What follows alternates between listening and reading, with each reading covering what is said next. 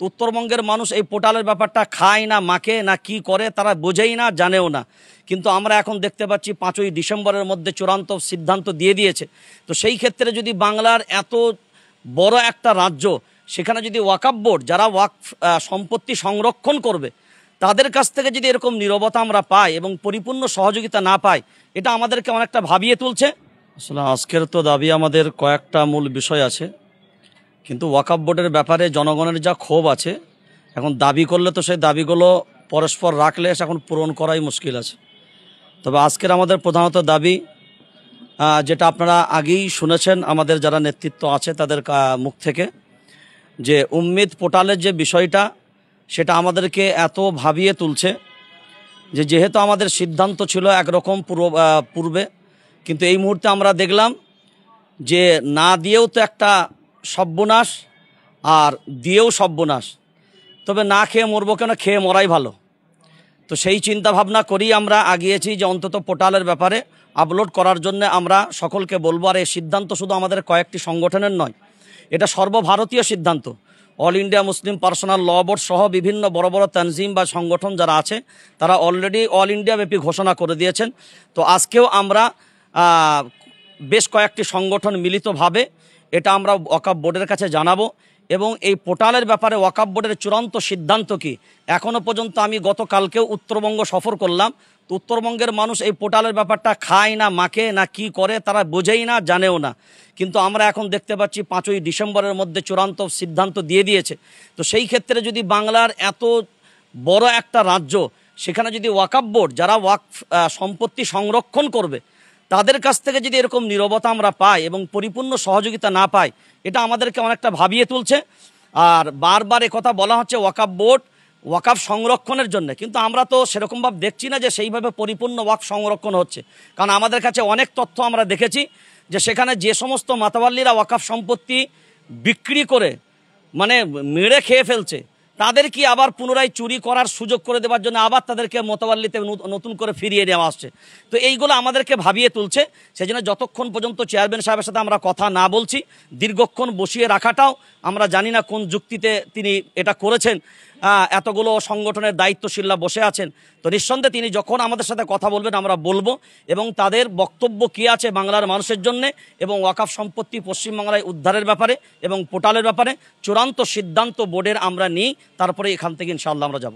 আসলে দেখুন, মানে গোটা বাংলায় ইতিপূর্বেই ওয়াকফ বোর্ড নিয়ে একটা ভীষণ মানুষের মনের ভিতরে একটা ক্ষোভ তৈরি হয়েছে যে ওয়াকফ বোর্ড ছোটো জগন্নাথ হয়ে কাজ করছে, ঠিকঠাকভাবে কাজ করছে না। যে উদ্দেশ্যে ওয়াকফ বোর্ড তৈরি করা হয়েছে, এই বাংলার সংখ্যালঘু সম্প্রদায়ের যে আশা, এবং সেই আশাতে প্রায় ওয়াকফ বোর্ডের যিনি দায়িত্বশীল আছেন এবং তার পুরো টিম জল ঢেলে দিচ্ছে।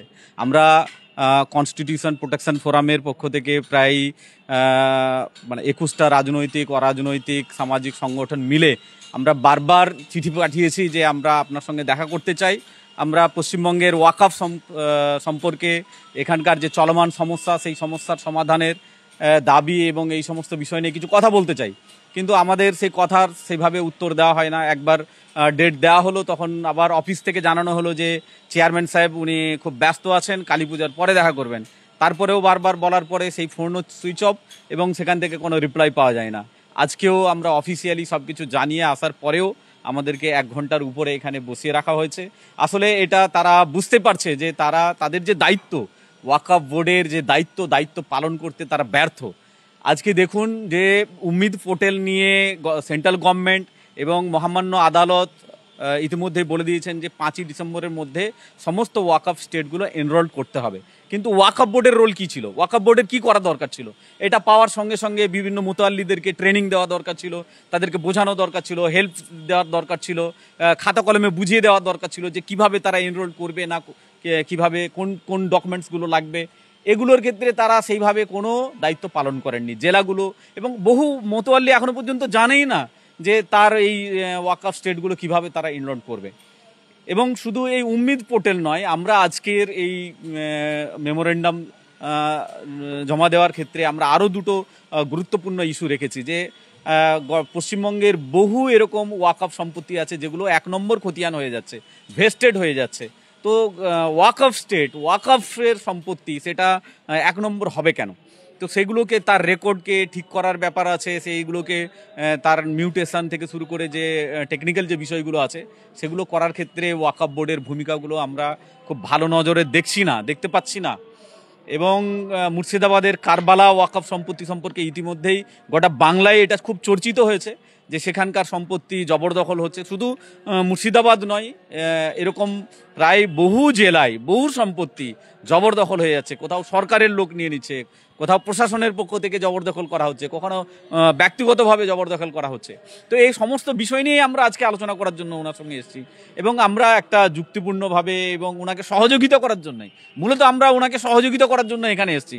পশ্চিমবঙ্গের আমরা এই কয়েকজন নয়, এটা পশ্চিমবঙ্গের সংখ্যালঘু সম্প্রদায়ের প্রতিনিধি হিসাবে আমরা আজকে এখানে এসেছি। কিন্তু সেই প্রতিনিধিদের সঙ্গে যে সৌজন্যমূলক সাক্ষাৎ বা সৌজন্যমূলক যে ব্যবহারগুলো আমরা আশা করি সেটা এখনো পর্যন্ত পাচ্ছি না। আমরা 1 ঘন্টা বসে আছি।